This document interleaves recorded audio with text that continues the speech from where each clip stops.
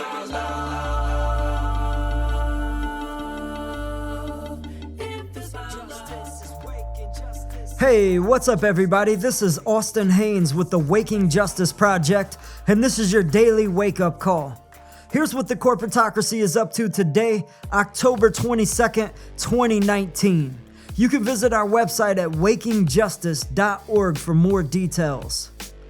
Here are the headlines. Congresswoman Tulsi Gabbard rejoined the Democrats' monthly televised debates last week. The month before, she was blocked out of the debates due to shady debate rules by the DNC. And it was due to a controversial qualifying rule by the DNC that Real Clear Politics says is, quote, conspicuously inscrutable.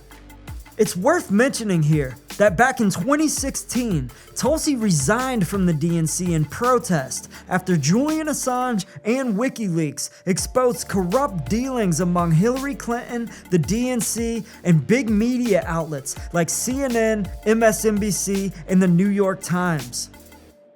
Respected insiders agree that Hillary Clinton and the DNC are likely trying to sabotage Tulsi's campaign this year as payback for exposing their corruption in 2016. In fact, after last week's debate, Tulsi Gabbard was once again the most Googled candidate in the debate. In her opening statements in last week's debate, Tulsi ripped into big media.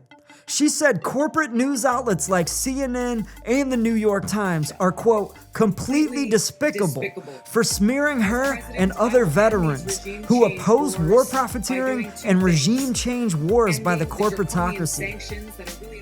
After Tulsi's stinging remarks in the debate last week, Hillary Clinton said that she believes Tulsi Gabbard is, quote, a Russian asset who is being groomed by the Russians to run as a third-party candidate in the general election in 2020. And as bizarre as that sounds, it's just an extension of the now debunked Russiagate hoax that Hillary, the DNC, and big media concocted to distract from their exposed corruption in 2016. So after Hillary's bizarre rant last week, Tulsi has pushed back hard, calling out Hillary Clinton as the Queen of Warmongers. Tulsi, of course, is referring to Hillary's infamous record of warmongering, including voting for the Iraq War, backing the CIA's illegal coups in Honduras, Libya, and Syria, and for selling weapons to favored nations in exchange for private donations to her personal foundation. Other candidates and their surrogates also slammed Hillary for making such dubious claims. And Tulsi went further, saying that Hillary is the personification of the rot that has sickened the Democratic Party for so long. And that it's now clear that Hillary and her corporate donors are still very much in control of the DNC. It all begs an obvious question. It seems crystal clear that the corporate elites of big banks, big defense, big pharma, and big media are rigging the Democratic primary again. And for all that talk by the Democratic candidates about class warfare by corporate elites on the working class, what does it mean that only one candidate is calling out the corruption of those very same elites in their own party? Are Democratic voters getting set up for yet another stinging defeat by the corporatocracy again? Of course they are. As Pulitzer Prize-winning journalist Chris Hedges has said, the corporate coup d'etat of our democracy is now complete. The corporations have won. The corporatocracy now controls both political parties, the House, the Senate, the courts, and big media. And as the recent Princeton University study has proven, over the past 40 years, the average working class American has had, quote, a near zero statistically non-significant impact on U.S. public policy. And when corporate elites want to block any new policy, there is a 100% chance they'll get their way. Let's explore what that means in this current election. Let's say, for example, that by some miracle, Bernie overcomes the corrupt corporate elites that have aligned the Democratic Party against him. Let's say he wins the Democratic primary and goes on to beat Donald Trump, as all the polls indicate that he would. And let's say that by another few miracles, President Sanders was able to lobby enough support to get one of his core issues, Medicare for All, passed through both the House and the Senate, and he signed the bill into law. As the seasoned senator himself knows full well, it would take a few years to accomplish those feats. But let's say best case scenario, he does. Does anyone really believe for 1 second that big pharma, big banks, and big insurance wouldn't lobby the Supreme Court to stop such a law? And further, does anyone really believe that the corporate-leaning Supreme Court wouldn't hide behind Citizens United to defend their corporate bosses? Of course they would. No matter how well-intentioned the Democratic candidates may be, they likely all know deep down that Chris Hedges is right.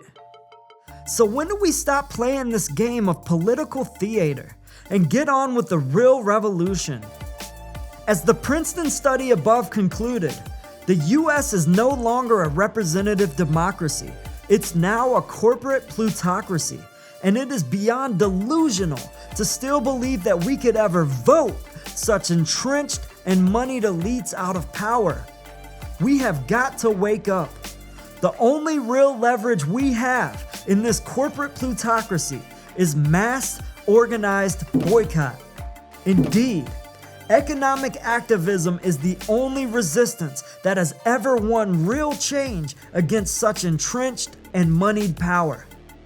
It was the Boston Tea Party boycott that finally launched the American Revolution. It was Gandhi's salt and textile boycotts that helped win India's independence from Britain. It was mass strikes by US workers in the 1930s that finally forced big business to accept a 40-hour work week, sick pay, and unemployment insurance.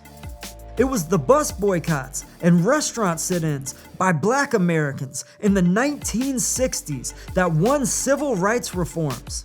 It was the grape and salad boycotts of the 1960s and 70s that won migrant workers fair wages and safety standards.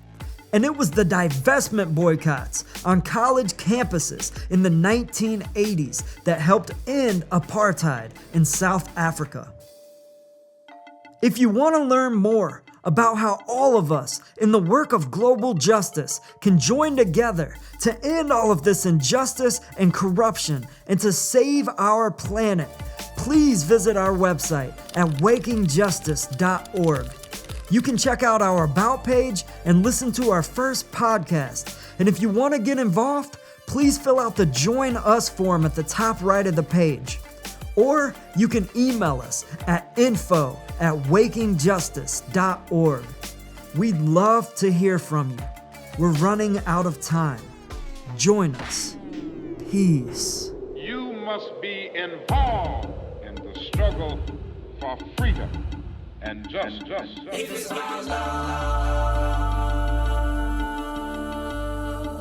if it's about justice is waking, justice is rising, justice is waking, justice is rising, if it's about love, justice is rising, and it ain't just us, it's all of us. If it's justice is waking, justice is rising, and it ain't just us, it's all of us. If it's about love, may every soul unite, tend the fire and let old coals relight. I'm a citizen of the world and we fight for the rights of everybody to live a truly free life. Red or yellow, black or white, left or right, gay or straight, human or animal, all life.